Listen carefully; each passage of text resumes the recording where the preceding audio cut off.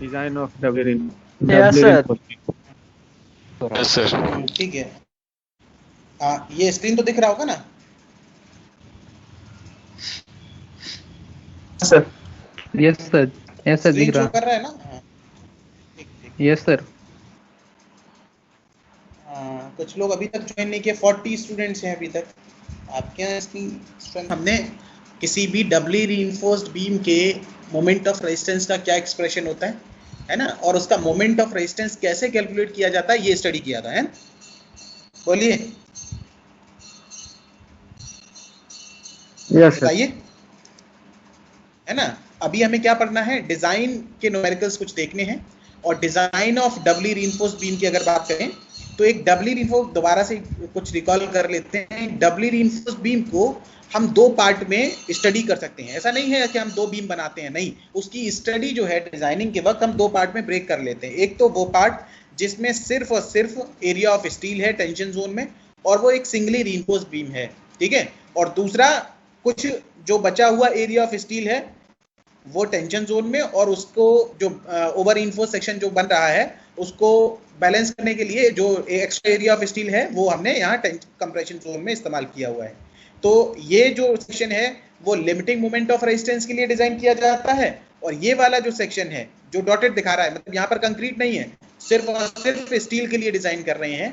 तो ये वाला जो सेक्शन है वो किसके लिए डिजाइन हो रहा है, MU माइनस MU लिमिटिंग के लिए।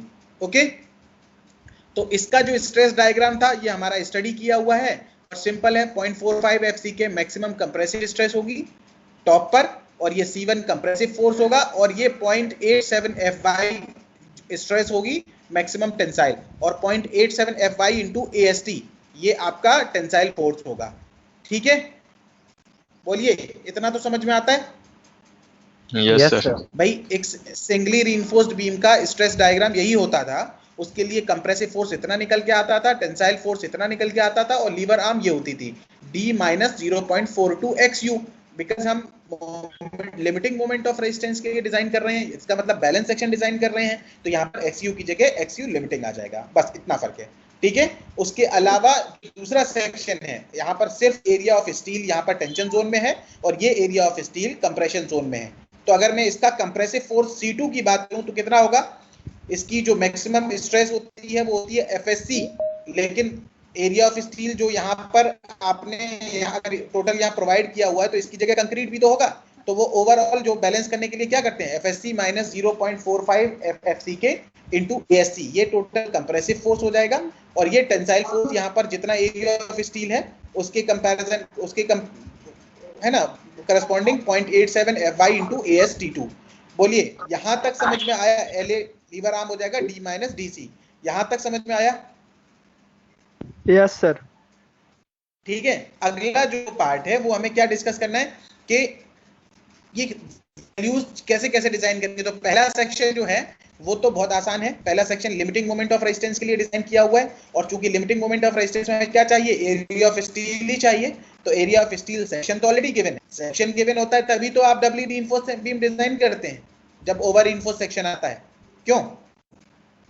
अगर सेक्शन नहीं गिवन है तब तो आप बैलेंस सेक्शन डिजाइन करते हैं, लेकिन अगर सेक्शन गिवन है तो आपके पास ऑप्शन नहीं है, तब आप चेक करोगे कि ये अंडर रीइंफोर्स सेक्शन है या ओवर रीइंफोर्स है। अगर अंडर रीइंफोर्स आता है तो आप सिंगली डिजाइन करके चले आते हो, और अगर ओवर रीइंफोर्स आता है तो फिर उसे डबली में कन्वर्ट कर देते हैं।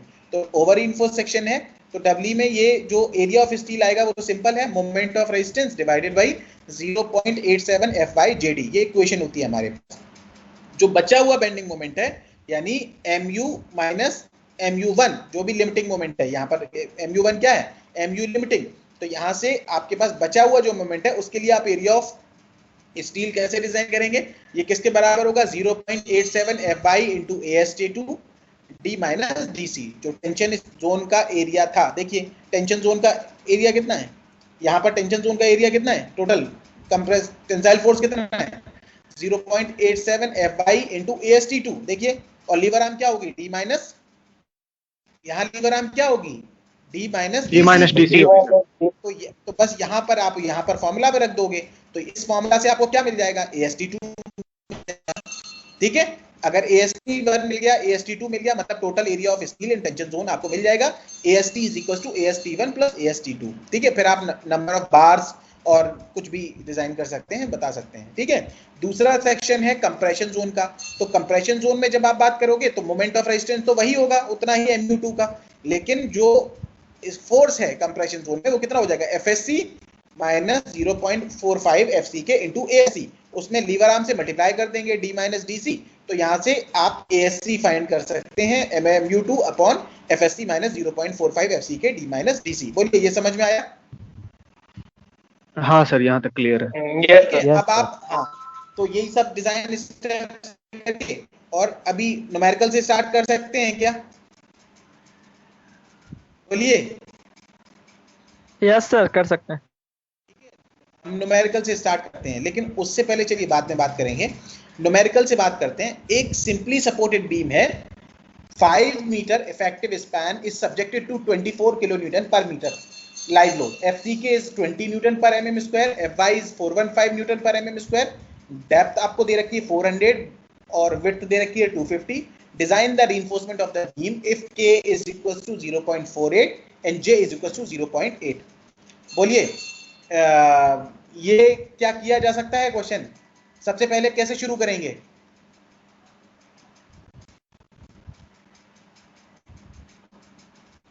सबसे पहले जब आप डिजाइन कर रहे हैं तो आप कौन से लोड के लिए डिजाइन करते हैं? लाइव लोड के लिए या live load plus dead load के लिए? टोटल लोड के लिए sir. Live load plus dead load के लिए। तो सबसे पहले आपको फाइंड करना है क्या? आप फाइंड करेंगे सबसे पहले लाइव लोड आपको दे रखा है 24 किलो न्यूटन पर मीटर का लग रहा है, पर इस बीम का अपना भी तो सेल्फ वेट होगा। तो जो आपका है उसको कैसे कैलकुलेट करेंगे? 25 unit weight of concrete into जो भी आपको क्रॉस सेक्शनल एरिया दे रखा है बीम का। कितनी बीम दे रखी है? 400 बाय 250। 400 मतलब 0.4 मीटर और ये हो गया 0.25 मीटर। मल्टीप्लाई करेंगे 25 से तो ये आ जाएगा 2.5 किलो न्यूटन पर metre self weight. Live load आपको 24 दे रखा है, तो टोटल लोड आ जाएगा आपके पास 26.5 किलो न्यूटन पर मीटर। ठीक है, बोलिए। Yes sir. Yes sir. ठीक है, और चूंकि FCK आपको, हाँ ठीक है, तो ये क्या हो जाएगा?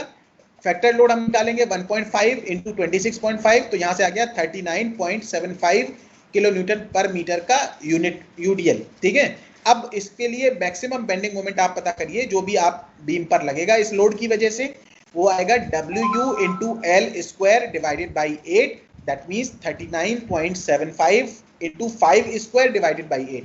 ये वैल्यू आपके पास आ जाएगी। बोलिए, इसके साथ कोई दिक्कत है क्या? सिंपली सपोर्टेड बीम है तो बेंडिंग मोमेंट यही होगा। कोई प्रॉब्लम नहीं है सर। ठीक है, दिया हुआ क्या है? J दिया हुआ है और K दिया हुआ है। तो सबसे पहले तो हम जैसे एक सिंगली रीइंफोर्स बीम डिजाइन करते हैं, इसमें कुछ दे रखा है कि ये सिंगली रीइंफोर्स बीम है या डबली रीइंफोर्स बीम है? चेक करेंगे सर, नहीं दिया हुआ। सबसे आवाज दिया हुआ है कटता है सबसे पहले हम सिंगली रीइंफोर्स बीम डिजाइन करने के लिए ट्राई करेंगे। अगर अंडर आता है तो डिजाइन करेंगे, अगर ओवर रीइंफोर्स आता है तो फिर डबली में आ जाएंगे। तो ये यही कर रहे हैं।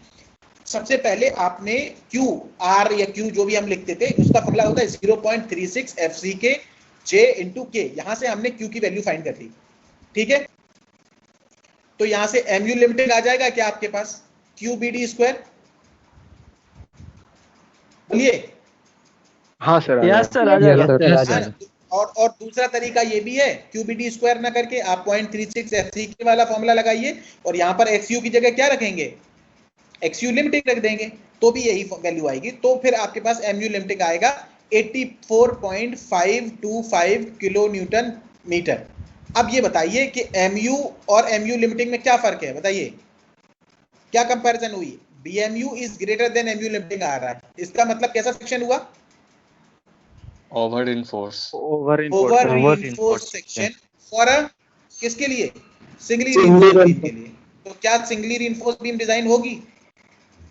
नहीं होगी सर, नहीं सर, डबली करना डबली होगा। होगी। एक और चीज यहाँ पर आपने जो इफेक्टिव कवर कंसीडर किया हुआ है, देखिए ओवरऑल डेप्थ दे रखी थी हमें, कितनी दे रखी थी? ओवरऑल डेप्थ दे रखी थी 400 mm। तो इफेक्टिव कवर जो हमने कंसीडर किया हुआ है वो कितना कवर कंसीडर किया हुआ है? क्योंकि यहाँ पर 50 mm सर। BD स्क्वायर में आपको इफेक्टिव 50 mm कंसीडर किया हुआ है। चलिए आगे बढ़ते हैं। यहां तक समझ में आया कि डबली रिइंफोर्स्ड बीम क्यों डिजाइन हो रही है? Yes sir. ठीक है, ये तो प्रीवियस पार्ट हो गया। अभी हम लोगों को डबली रिइंफोर्स्ड बीम की एनालिसिस को ब्रेक करना होता है कि तो हमने कैसे ब्रेक कर दिया। लेट अस सपोज ये AST है और ये है ASC, और AST को हमने AST1 यहां ब्रेक कर लिया और AST2 ब्रेक कर लिया। इस तरीके से सेक्शन बना लिए। बोलिए। खुद ही करेंगे सर। ठीक है, तो आपके पास MU लिमिटिंग तो है ही। क्या area of steel in tension zone इस वाले बीम में आ जाएगा? बताइए फॉर्मूला क्या होगा? MU limiting divided by 0.87 FI JD का जो भी J की वैल्यू दे रखी 350 है, यहां से आपके पास एरिया ऑफ स्टील आ जाएगा। बोलिए।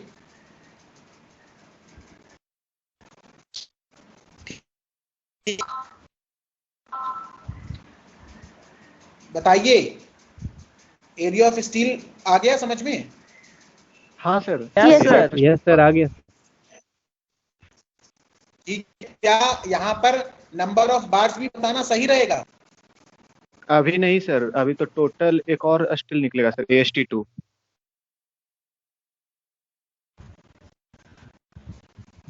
बोलिए। नहीं सर। बताइए कि क्या एरिया ऑफ स्टील बताना ठीक रहेगा? अभी नहीं सर। अभी नहीं बताना। अभी नहीं सर।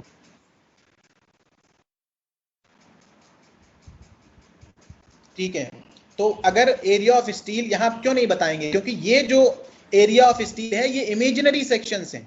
ओरिजिनल सेक्शन कौन सा है? ये वाला। दोनों को मिला ये तो इमेजिनरी है।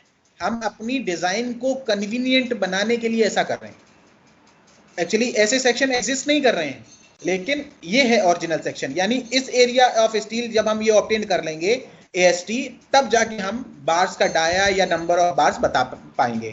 ठीक है, तो अब ये बताइए कि AST1 के साथ तो कोई दिक्कत नहीं है। MU2 किसके लिए होता है? MU2 होता है जो भी बेंडिंग मोमेंट आपका आ रहा था। कितना आ रहा था?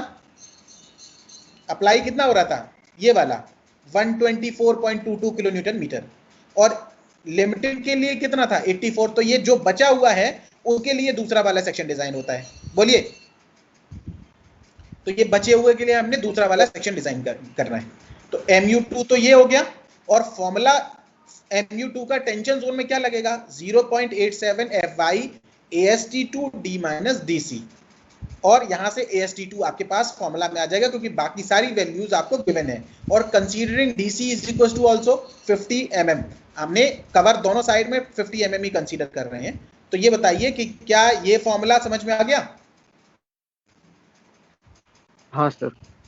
Yes sir. हाँ सर। तो टेंशन जोन का दूसरे वाले सेक्शन में टेंशन जोन का एरिया पता चल गया? Yes sir. तो total area of steel in tension zone of a doubly reinforced beam कितना हो जाएगा? AST is equal to AST1 plus AST2, जो भी दोनों को आ रहा है उसको ऐड कर दीजिए। बोलिए, यहां तक ठीक है? और नंबर ऑफ बार्स भी आप फाइंड, हाँ नंबर ऑफ बार्स भी आप फाइंड कर सकते हैं। अगर 20 mm डाया बार इस्तेमाल किया हुआ है तो नंबर ऑफ बार्स भी आ जाएंगे आपके पास। देखिए 5/4 × 20 स्क्वायर से डिवाइड कर देंगे, 4 बार्स आएंगे टोटल टेंशन जोन में। Use 4 20 mm diameter bars at 50 mm effective cover from the bottom in tension zone। यहां तक आधी डिजाइन हो गई है, लगभग आधी से ज्यादा। इतनी समझ में आई? यस सर, समझ में आ गई। Yes sir. ठीक है, अब जो मेन काम है कि हमें FSC कैसे हम पता करें। क्या DC/D का रेशियो हमें पता था क्या? बोलिए। सर एज्यूम किए हैं सर DC को। तो अज्यूम किए हुए हैं, तो इसका मतलब सबका अलग ही अलग आएगा, हाँ सर सब।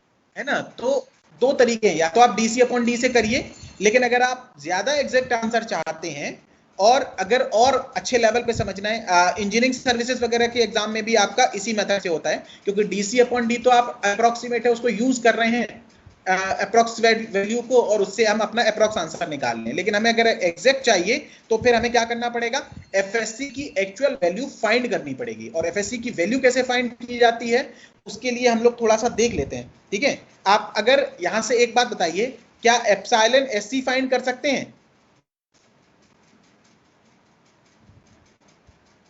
हाँ सर, स्ट्रेन डायग्राम से सर निकाल सकते हैं। हाँ, एप्सिलॉन एससी अगर फाइंड कर सकते हैं तो सपोज करिए हम कर्व से एफएससी फाइंड कर लेंगे, ठीक है। एफएससी जो एप्सिलॉन एससी के करस्पॉन्डिंग कर्व से एफएससी की वैल्यूज ये और ये आ रही हैं, बोलिए आ जाएंगी? Yes sir. ठीक है, तो आईएस कोड एक बार आईएस कोड कोई देखेगा क्या, कहाँ है? मुझे कोई शेयर कीजिए, आईएस कोड है किसी के पास? हाँ है सर। हाँ तो शेयर कर सकते हैं क्या? शेयर कीजिए। मेरे पास ओके सर। ओरिजिनल है, सॉफ्ट कॉपी अभी अवेलेबल नहीं है, ठीक है। तो एक बार देखिए जरा आईएस कोड में पेज नंबर, आप उसी पे आइए 70 पर, पेज नंबर 70 पर, ठीक है। तो एफएससी कैसे फाइंड किया जाता है ये हम लोग अभी देख लेते हैं, ठीक है। तो सबसे पहले हम लोग यही पता करते हैं कि एफएससी फाइंड कैसे करते हैं, ठीक है।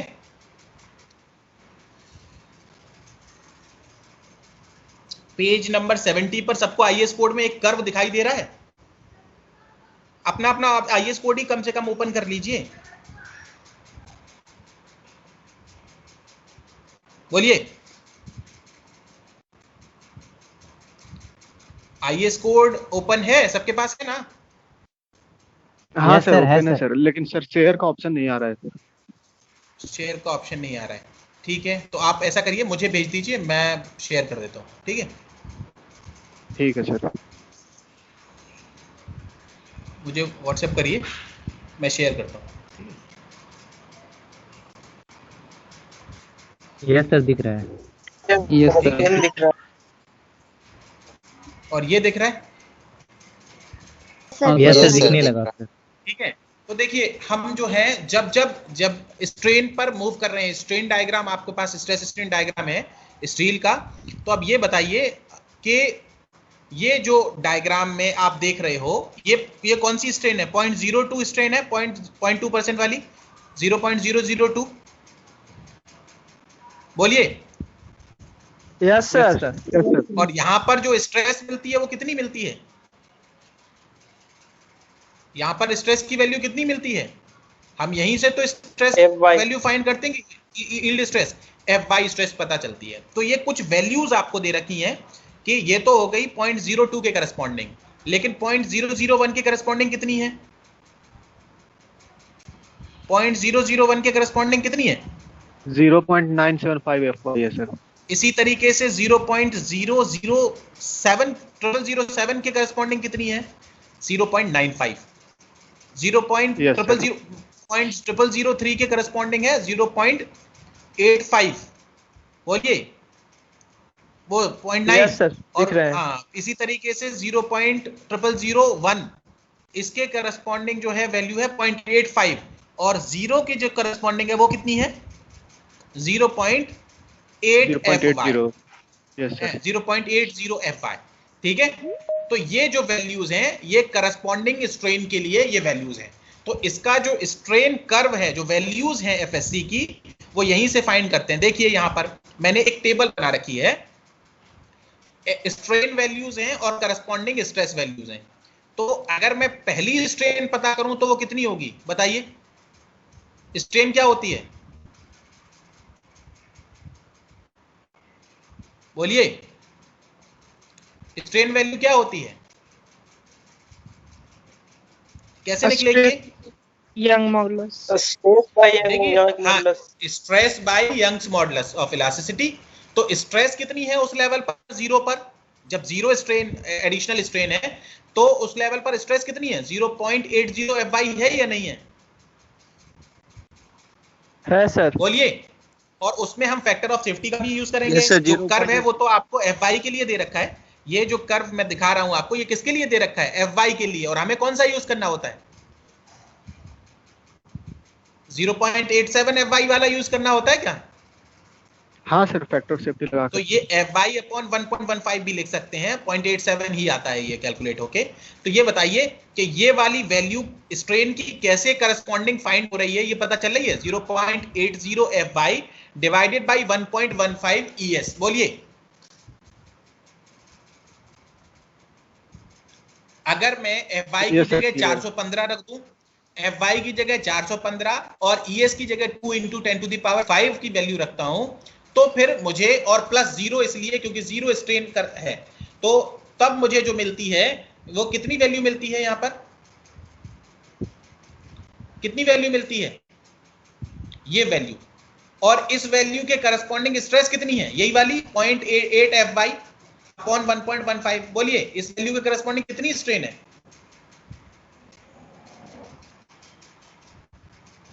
हेलो, 0.8 हाँ, 0.8 FY डिवाइडेड बाई 1.15।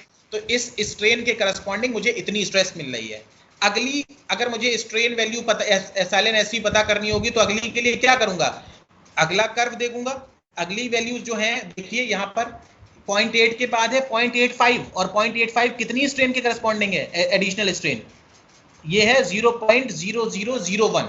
तो इसका मतलब देखिए कर्व में यहां पर मैंने क्या किया? 0.85 FY divided by 1.15 ES plus 0.0001। बोलिए, ये स्ट्रेन आ गई, और इसके हाँ, करस्पॉन्डिंग जो स्ट्रेस है वो कितनी हो गई? 0.85 FY डिवाइडेड बाई 1.15। आ गया? Yes sir. इसी तरीके से फिर अगली वैल्यू दे रखी है 0.9, और जो 0.9 है वो किसके करस्पॉन्डिंग है? 0003 के करस्पॉन्डिंग है। तो ये वाली स्ट्रेन ये आ जाएगी, और इसकी जो स्ट्रेस आ जाएगी वो यहां से इतनी आ जाएगी। इसी तरीके से जब अगली स्ट्रेन पे मूव करेंगे तो अगला वैल्यू है 0.95, और वो 0.0007 के करस्पॉन्डिंग है। तो ये स्ट्रेन आएगी, और उसका जो स्ट्रेस वैल्यू होगी वो ये होगी। इसी तरीके से 0.97 के लिए पता कर लेंगे, और लास्ट वाली किसके लिए होगी? FY के लिए होगी। और FY के लिए तो सिंपल है 0.002। तो ये वाली वैल्यू आ जाएगी आपकी FY डिवाइडेड बाई 1.15, तो ये आ जाएगी 360.9। बोलिए, ये वैल्यू कैसे फाइंड कर रहे हैं, ये पता चल रहा है क्या? Yes sir. यस सर, पता आरसीसी की कम से कम 40 किताबें छानोगे तब भी जाके ऐसी टेबल नहीं मिलेगी इस तरीके की, ना ये बताया हुआ होता है। उनके पास टोटल वैल्यूज होती हैं। जब आप इंजीनियरिंग सर्विसेज वगैरह का एग्जाम दोगे तो वहां पर वैल्यूज दे दी जाती हैं, जिसके करस्पॉन्डिंग हम बीच में हमारी वैल्यू आ रही होती है, हम वो वहां से इंटरपोलेशन कर लेते हैं। एक टेबल पूरी ही दे दी जाती है आपको। वहां आपको आईएएस कोड तो अलाउड होता नहीं है, तो पूरी टेबल वैल्यू दे दी जाती है। अभी आपको आईएएस कोड अलाउड है तो आप ये टेबल ड्रॉ कर सकते हैं। बोलिए, कर सकते हैं कि नहीं? हाँ सर, कर सकते हैं। ये जो वैल्यूज मैंने बनाई हुई हैं, ये किसके लिए बनाई हैं? 415 स्टील। 500 एंड 550 के लिए बना सकते हैं क्या? हाँ सर, इसी तरीके से जहां जहां FY है वहां वो 500 रख देंगे, तो ये नई स्ट्रेन वैल्यू और नई स्ट्रेस वैल्यू भी आपको मिल जाएंगी। बताइए, इस टेबल में कोई दिक्कत है?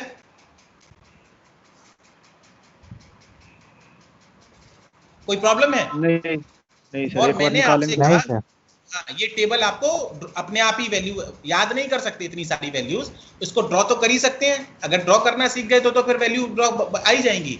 तो अब ये बताइए कि मैंने नीचे एक नोट लिखा रखा है कि माइल्ड स्टील के लिए जो है वो कांस्टेंट होती है वैल्यू एफएससी की, ठीक है? वो भी देखिए कहां से है।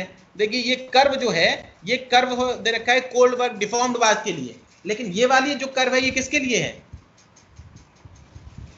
माइल्ड के लिए हो सर। माइल्ड के लिए है सर। तो इसके लिए ये जो पर्टिकुलरली स्ट्रेन वैल्यूज हैं ये नहीं दे रखी हैं, ठीक है? तो जब डिफरेंट स्ट्रेन वैल्यूज नहीं दे रखी हैं तो ओवरऑल हमें वैल्यू क्या मिलेगी? हमें तो वही वैल्यू मिलेगी ना जो कांस्टेंट वैल्यू है। तो चेंज करेगा ही नहीं। चेंज किसकी वजह से कर रहा है कि नंबर ऑफ स्ट्रेन्स, आपको एडिशनल स्ट्रेन्स जो भी मिल रही हैं उसको, उसके हिसाब से हम अलग अलग वैल्यूज पे स्ट्रेस कैलकुलेट करते जा रहे हैं। लेकिन यहाँ तो सारी की सारी वैल्यू कितनी है? 250 डिवाइडेड बाई 1.15। तो ये इसलिए लिखा हुआ था, जब आपने डीसी बाई डी की भी टेबल पढ़ी थी तो वहां पर डीसी बाई डी में एफएससी की वैल्यू जो है वो डीसी बाई डी पे डिपेंड नहीं कर रही थी, बल्कि वहां कांस्टेंट थी माइल्ड स्टील के लिए। था या नहीं? हाँ सर 217 ही कांस्टेंट था सर सब में। 217 ही कांस्टेंट था, तो वो यहाँ से आती है ना 217, उसमें जितनी भी वैल्यूज हैं वो सब यहीं से आती हैं, ठीक है। लेकिन उनको स्टैंडर्ड वैल्यूज मान लिया गया और उससे हम जो है वो अपनी डिराइव कर देते हैं, ठीक है। अभी आगे हम मूव कर सकते हैं जहां हम थे। हम कहाँ थे कि हमने एरिया ऑफ स्टील फाइंड कर लिया था, एरिया ऑफ कंप्रेशन स्टील चाहिए था, लेकिन एरिया ऑफ कंप्रेशन स्टील के लिए सबसे पहले तो एफएससी चाहिए, और एफएससी कब निकलेगा, जब एप्सिलॉन एससी पता होगा। क्यों? तभी तो इंटरपोलेशन कर पाएंगे आप। Yes sir. तो एप्सिलॉन एससी का फॉर्मूला क्या था, XU minus DC upon XU into 0.0035। ये फॉर्मूला था या नहीं था? Yes sir. हाँ, सर यही। Yes, sir. लेकिन आप किसके लिए डिजाइन कर रहे हो? आप किसके लिए डिजाइन कर रहे हो? बैलेंस सेक्शन आप किसके लिए डिजाइन करते हैं? देखिए, ये वाला सेक्शन आप किसके लिए डिजाइन कर रहे हैं? एप्सिलॉन एससी के लिए सर। नहीं, लिमिटिंग मोमेंट के लिए डिजाइन कर रहे हैं कि नहीं कर रहे हैं? बोलिए। Yes sir. अगर ये लिमिटिंग मोमेंट के लिए डिजाइन कर रहे हैं तो ये वाला भी सेक्शन किसके लिए डिजाइन हो रहा होगा? क्योंकि यहां तो कोई दिक्कत है ही नहीं। लिमिटिंग मोमेंट के लिए क्या प्रॉब्लम है कि आपका जो कंक्रीट है और स्टील है साइमल्टेनियसली जो है मैक्सिमम लिमिट पर रीच कर जाएगा। जब ये डिजाइन कर दिया लिमिटिंग के लिए तो क्या इसमें कोई दिक्कत है? इसमें तो दोनों तरफ स्टील ही स्टील है। बोलिए।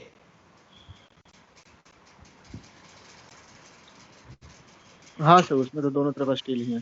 ठीक है, तो हम जो डिजाइन कर रहे हैं किसके लिए कर रहे हैं? लिमिटिंग के लिए कर रहे हैं। तो अगर XU की जगह जब आप XU लिमिटिंग रखेंगे तो वैल्यू कितनी हो जाएगी? 0.48 D होता है, सॉरी कितनी होती है? 0.48 D होता है। तो आपके पास D की वैल्यू आपको 350 पता है, 50 mm का कवर कंसीडर करते हुए, और DC 50 आपने अज्यूम किया हुआ है, तो ये आपके पास एप्सिलॉन SC आ गया। ये एप्सिलॉन SC ऑब्टेन हो गया क्या? नहीं। अब इस एप्सिलॉन SC ये किसकी रेंज में पड़ रहा है? देखिए 0.00 कितना आ रहा है? 245। देखिए वो वाली टेबल जो हमने ड्रॉ कर रखी है, यहां पर 0.00245 कौन सी वाली रेंज में आएगा?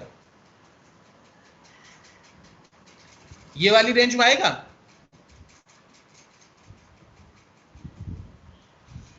हेलो, यस सर, फोर्थ और फिफ्थ के रेंज में आएगा। हाँ, इस वाली रेंज में आएगा 0.95 और 0.975 की रेंज में। तो इसके करस्पॉन्डिंग जो स्ट्रेस वैल्यूज हैं वो 342 और 351 है। देखिए हम वहीं पर पहुंच जाते हैं दोबारा से। देखिए यहाँ पर 342 और 351.8। बोलिए, इंटरपोलेशन हो जाएगा? Yes sir. Yes sir. हो जाएगा। एफएससी मिल जाएगा? हाँ sir. Yes sir. और अगर एफएससी मिल गया तो फॉर्मूला ऑफ मोमेंट क्या होगा? फॉर्मूला ऑफ मोमेंट क्या होगा? वही होता है एफएससी माइनस 0.45 एफसी के एएससी डी माइनस डीसी, और यहां से एएससी का फॉर्मूला कैलकुलेट हो जाएगा। तो वैल्यूज सारी हम पुट कर देंगे, जो भी वैल्यूज है सब पता है इस वक्त, और यहां से area of steel in compression zone आ जाएगा। बोलिए 395 mm² आया। कर सकते हैं? Yes sir. हाँ सर कर लेंगे। Number of bars 16 mm dia की बार इस्तेमाल की तो आपके पास 2 नंबर ऑफ बार्स आपके पास आ गई। Use 16 mm 5 bars at 50 mm effective cover from top in compression zone। बोलिए, designing of Dabali reinforced beam समझ में आई या नहीं? कहीं कोई प्रॉब्लम है तो बोलिए।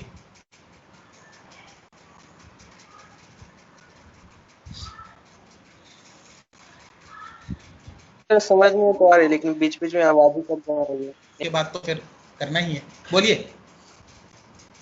Yes sir. हाँ सर। Yes sir. कंटिन्यू कीजिए। एक मिनट, मैं अटेंडेंस लिस्ट डाउनलोड किया। आईएएस से बड़ा तो कोई एग्जाम है नहीं, यूनियन पब्लिक सर्विस कमीशन कराती है उसको, यूपीएससी। ठीक है, Yes, sir. उसमें भी हमें यही डेटा दिया हुआ था, एफएससी के वैल्यूज दी हुई होती हैं। जो टेबल हम बना रहे हैं ना, वो टेबल हमें वहां दी जाती है। बस कैसे आई अक्सर लोगों को नहीं पता होता, इसीलिए मैं बोल रहा था कि मोर देन 90% लोगों को, टीचर से आप कभी ये पूछ लोगे सर एफएससी की वैल्यू कैसे कैलकुलेट की जाती है, या डीसी अपॉन डी की के हिसाब से जो टेबल बनी हुई है उसमें जो एफएससी की वैल्यू आ रही है वो हमने कहां से कैलकुलेट की हुई है। 90 मोर देन 90 मतलब 90 तो छोड़ दीजिए, मोर देन 90% टीचर आपको नहीं बता पाएंगे, पता ही नहीं होता। है ना। अगर यूपीएससी की तैयारी की, आपसे एक्सपेक्ट कर रहा है कि वही करना है, तो फिर बढ़िया है, वही करिए। ठीक है, स्टार्ट कर सकते हैं क्या उसको भी? चलिए एक बार स्टार्ट कर देते हैं। ठीक है, ये बताइए कि अगला क्वेश्चन देखते हैं। नेक्स्ट क्वेश्चन है, design a doubly reinforced beam of rectangular section. यहां क्या दे दिया आपको? यहां आपको मेंशन कर दिया हाँ डबली रीइंफोर्स्ड। हालांकि काम उतना ही है, एमयू लिफ्टिंग भी आपको पता करना है और अप्लाइड बेंडिंग मोमेंट भी पता करना है कि कितना अप्लाई हो रहा है। काम बराबर है, लेकिन एटलीस्ट ये क्लियर है कि हमें डबली रीइंफोर्स्ड बीम में जाना है। सस्पेंशन आप मतलब आपको डाउट नहीं रहेगा कि नहीं मुझे क्या करना है, सिंगली करना है और डबली करना है, डबली की डिजाइन करना है, पता है। तो देखिए सबसे पहला काम तो उसने ये किया, क्या क्या दे रखा है? इफेक्टिव कवर आपको दे रखा है, सॉरी इफेक्टिव स्पैन दे रखा है 5 मीटर। इसका मतलब लोड दिया होगा और सेक्शन दिया हुआ है और टोटल लोड दिया हुआ, इफेक्टिव कवर भी दे रखा है, कितना 50 mm दे रखा है। तो दोनों साइड में हम यही अज्यूम करेंगे। और M20 और FE415 दे रखा है, JK की वैल्यू नहीं पता है। ठीक है, तो क्या MU लिमिटिंग पता कर सकते हैं? दो तरीके हैं, RBD स्क्वायर से भी पता कर सकते हैं और सीधे फॉर्मूला भी अप्लाई कर सकते हैं, 0.36 FCK B into XU limiting D minus 0.42 XU limiting. बोलिए, ये समझ में आ रहा है? हाँ सर। तो ये आया आपके पास 140 किलो न्यूटन मीटर, ये आपके पास लिमिटिंग मोमेंट आ गया। ठीक है, अभी WU आपको कितना दे रखा है? टोटल लोड दिया हुआ है क्वेश्चन में, तो WU कितना दे रखा है? 40 किलो न्यूटन पर मीटर W। तो आप यहां पर 40 का फैक्टर्ड करेंगे तो 1.5 से मल्टीप्लाई करेंगे और इस तरीके से जो लोड आएगा बेंडिंग मोमेंट WL²/8, तो ये आ जाएगा 187.5 किलो न्यूटन पर kilo newton metre, which is greater than MU limiting. और जब ये कंडीशन अराइव होती है तो कौन सी बीम डिजाइन होती है? डबली रीइंफोर्स्ड बीम डिजाइन होती है। बोलिए, लोड कैलकुलेशन के साथ कोई दिक्कत? नहीं सर। नहीं सर। अगला क्या है? एरिया ऑफ स्टील पता करना है। तो AST1 के लिए सिंपल वही फॉर्मूला, MU लिमिटिंग सब पता है आपको, MU limiting divided by 0.87 FY/JD भी फॉर्मूला होता है और D माइनस 0.42 XU लिमिटिंग भी होता है। बोलिए, डायरेक्ट वाला फॉर्मूला इस्तेमाल कर रहे हैं यहाँ पर। J और D, आप J के कैलकुलेट करके करना चाहें वो भी कर सकते हैं, वो आपकी मर्जी। ठीक है, ठीक है सर। तो AST1 आ जाएगा आपके पास। इसी तरीके से AST2 भी आ जाएगा, जो बचा हुआ मोमेंट है उसके लिए आप AST2 फाइंड कर लेंगे और उसके लिए फॉर्मूला होगा 0.87 FY/D माइनस DC, क्योंकि एरिया ऑफ स्टील के लिए फॉर्मूला होता है क्या? टेंशन जोन में 0.87 FY AST2 D minus DC, वो फॉर्मूला होता है। तो AST2 यहां से निकल के आ जाएगा और दोनों को ऐड कर देंगे तो total area of steel in tension zone obtain हो जाएगा। Any problem? No sir. Next, अब आपको क्या करना है? नंबर ऑफ बार्स बतानी है। तो टेंशन जोन में 20 mm डाया आपने अज्यूम किया और नंबर ऑफ बार्स आपके पास 5 नंबर ऑफ बार्स आपके पास आ गई हैं। ठीक है, आपने प्रोवाइड कर दी।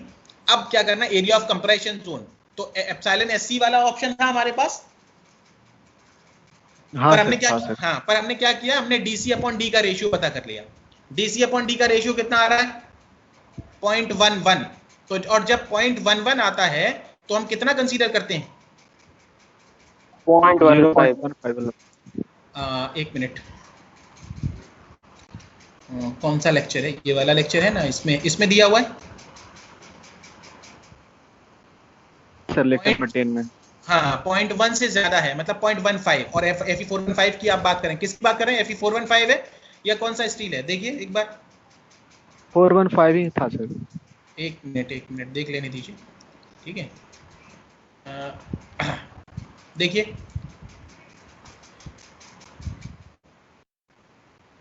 कौन सा? FE415 ही है।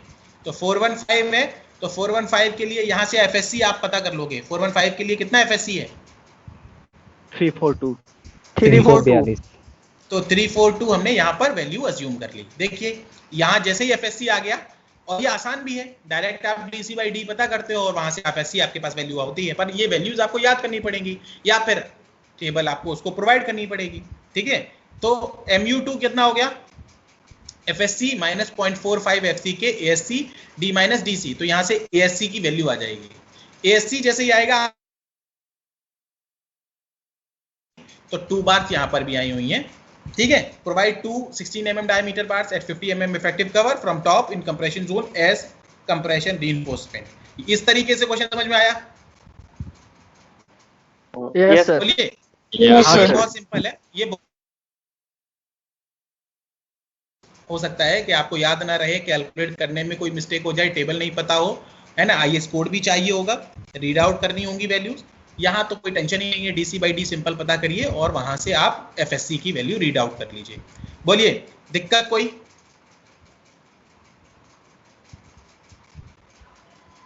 स्ट्रेस स्ट्रेन वाला दे सकता है सर हम लोग के लेवल में, मतलब उसका ये बनाने के लिए जब कोड अलाउ ना करे तो भी? कोड नहीं अलाउ करे, अगर कोड अलाउ करे तब तो आप कुछ भी करिए, है ना। डीसी बाई डी से भी कर सकते हैं, दोनों से कर सकते हैं। डीसी बाई डी आपको एग्जैक्ट नहीं दे रहा है, ये बात आप भी समझते हैं, ठीक है। एक पर्टिकुलर वैल्यू कैसे हो सकती है, हालांकि हम ज्यादा सेफ डिजाइन कर रहे हैं, कहीं कोई दिक्कत नहीं है, लेकिन वो एक पर्टिकुलर वैल्यू उसने सेट कर दी हुई है ना।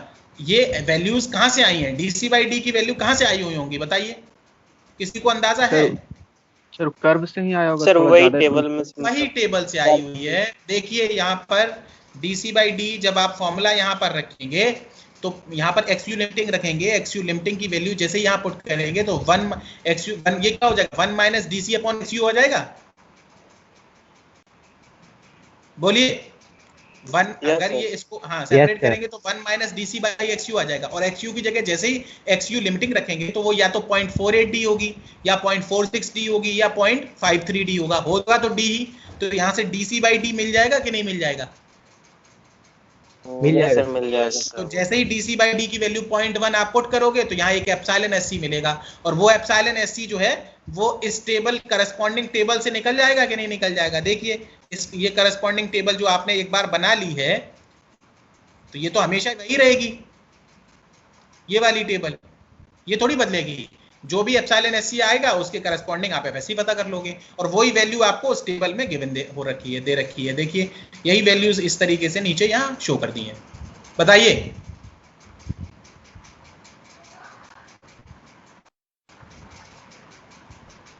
समझ में आया? है ना। तो है कुछ नहीं है, वो तो खैर डीसी बाई डीसी करिए आप, तो अब टाइम भी ज्यादा होता नहीं है ऐसे उसके पेपर में, आरसीसी के पेपर में, ठीक है, और अलाउड भी है तो फिर कोई दिक्कत ही नहीं है ना। ज्यादा टफ समझेंगे तो हो सकता है चेक करने वाला जब कैलकुलेट करने नहीं जानता वैल्यू तो हो सकता है वो यही ना समझे कि ये वैल्यू आई कहां से, ये क्या कर रहा है, ये भी हो सकता है। क्या आपको नहीं लगता कि ऐसा भी हो सकता है? हो सकता है सर, बिल्कुल हो सकता हो है, सकता है सर। है ना। जिसने जाता है बस इंटरपोलेट करके, इतना होता है बस, ठीक है। तो डबली रीइंफोर्स्ड बीम को कंप्लीट माने क्या? क्वेश्चन सर काफी कम किए हैं सर डब्ल्यू का, भी और लगता है करना होगा सर। हमें नहीं लगता वैरायटी इससे ज्यादा होगी, इसलिए नहीं किए, बाकी वैरायटी करना तो आपका काम है। ठीक है सर। क्या प्रैक्टिस तो वैरायटी? हम लोग को करना है। हाँ, वैरायटी इससे ज्यादा नहीं हो सकती। अगर वैरायटी होती तो मैं नंबर ऑफ क्वेश्चन बढ़ाता, ठीक है। वैरायटी इससे ज्यादा क्या होगी बताओ? सेक्शन गिवन ही होगा, लोडिंग गिवन ही होगी। दो तरीके की लोडिंग हो सकती है, एक लाइव लोड हो सकता है और एक टोटल लोड हो सकता है। दोनों तरीके के न्यूमेरिकल मैंने कंसीडर कर लिए। एक क्वेश्चन में मैंने लाइव लोड दिया और दूसरे क्वेश्चन में मैंने क्या किया, टोटल लोड दिया। तो मैंने कंसीडर तो दोनों ही टाइप कर लिए ना। अब क्या बचा? मेरे हिसाब से तो अब वैरायटी बची नहीं। अगर फिर भी एक आध क्वेश्चन और चाहिए तो मैं नोट्स बना दूंगा, कोई दिक्कत थोड़ी है, लेकिन मुझे नहीं लगता कि जरूरत है। बोलिए। हाँ ठीक है सर, हम लोग खुद से भी करते ये अपने आप रिकॉर्डिंग शुरू हो जाती है क्या इसमें? बंद किया हुआ था रिकॉर्डिंग, उसके बावजूद भी रिकॉर्डिंग नहीं, मैंने उसको